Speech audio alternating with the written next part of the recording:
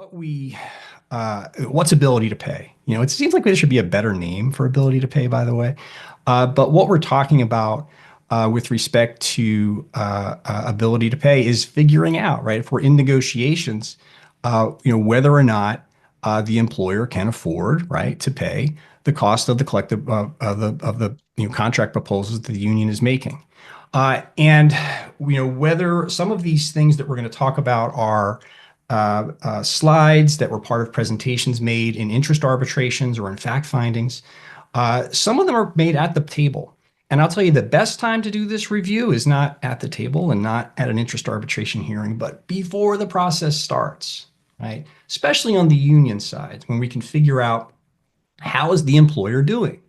Uh, if the employer's doing well, we want to know about it. If the employer's not doing well, we need to know about that too, so that we're making reasonable proposals. On the employer side, well, you have paid professionals in-house that I hope understand this stuff, so that there's less outside prep that's required. But what we're really trying to do is to get to the answer to the question of, is the employer doing okay financially? Can they afford to pay for raises? It's not in the union's interest to get raises that exceed the employer's ability to pay. It's not in the employer's interest to get the union to agree to raises that are lower than your ability to pay. Everything we do here, even though I'm a union lawyer, I've got 25 years of experience on the union side, negotiating public safety groups and doing interest arbitration. So I certainly have a point of view. From our LRS perspective, we really try to focus on, long run, long standing relationships where there's credibility, earned credibility between labor and management. And so when we talk about looking at ability to pay, it means let's look at the books, look at budgets, revenues, all of the things that make up the fiscal health of the community. And we spent a lot of time talking about comparables and things that are happening internally within the agency. But I would say the most important thing is to make sure that we have a decent sense of how the municipality is doing, and that we try to be credible and honest with each other across the bargaining table when we're discussing ability to pay. Where groups fall down is where they don't do that. And you will have some examples of that during the presentation. With respect to the union side, we're oftentimes at a disadvantage, right? I would hope that a city's finance director understands, or their budget director understands their budgeting and finance operations better than I do. Most of the time, but not all they do. You're supposed to have expertise on the management side. On the union side, we need help, right? Those of us who do this for a living can know our way around a budget. It's not necessarily as and I don't want to insult anybody. It's not as complicated as some people might think. And so for the folks on this webinar, and we've got about 25 states represented here on the union side and the management side, lawyers. It's a great group, and I know some of you. Hello, it's nice to see my friends. When we talk about this stuff, union representatives, you can learn how to do this. You can learn how to at least get a civilian's understanding of, how the municipality is doing.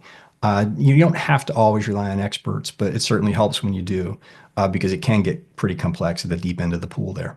So what we're trying to find out is, what really, is the employer looking like in terms of finances, and the reason why we want to understand it, especially in arbitration, is so that we can explain to an arbitrator, because oftentimes arbitrators, even the best ones, can get lost in the complexity of an employer's ability to pay, and then let that crowd out other really important issues that we may want to spend time on. So a lot of times, the union's presentation is saying, well, wait a minute, that's not really as complicated as what they're trying to make it seem like. Here's what we'd like you to consider, and we can work through those things.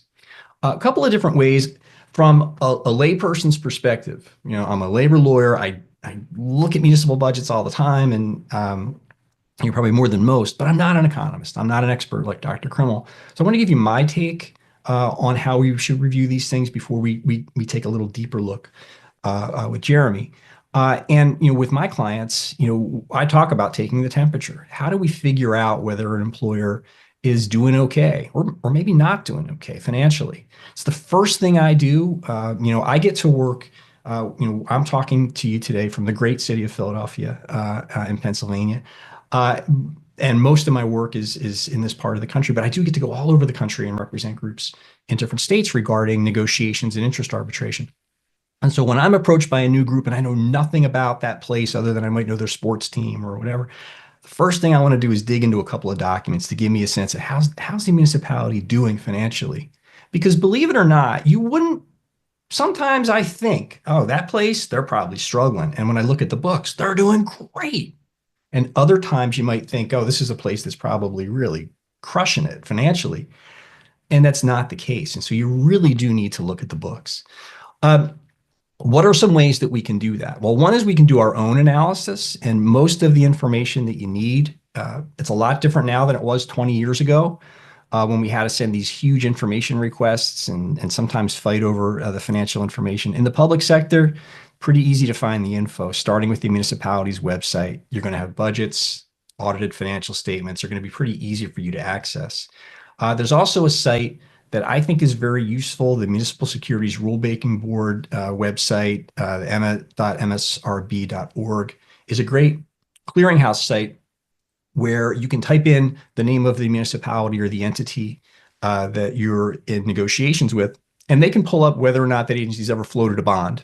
And if so, they're going to have the bond prospectus on the website and continuing disclosure obligations. So there's a wealth of information there. Why are bond ratings and bond prospectuses important to us?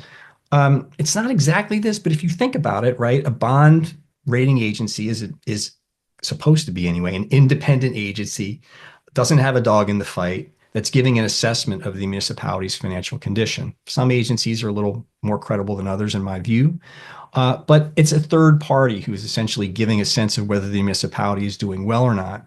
And they're going to make their determinations based on information that the employer is providing. And so usually when the employer, they want a good bond rating, it'll save them money. They're going to be truthful and honest and accurate, but they're going to shade things as positive as possible. And so looking at those bond prospectuses and how the rating agencies consider the health of the municipality or the government entity is a really important place, for folks to look. You can pull all that stuff from that website and then walk through the rest. And we're going to go through some of that over the next, 50 minutes or 40 minutes.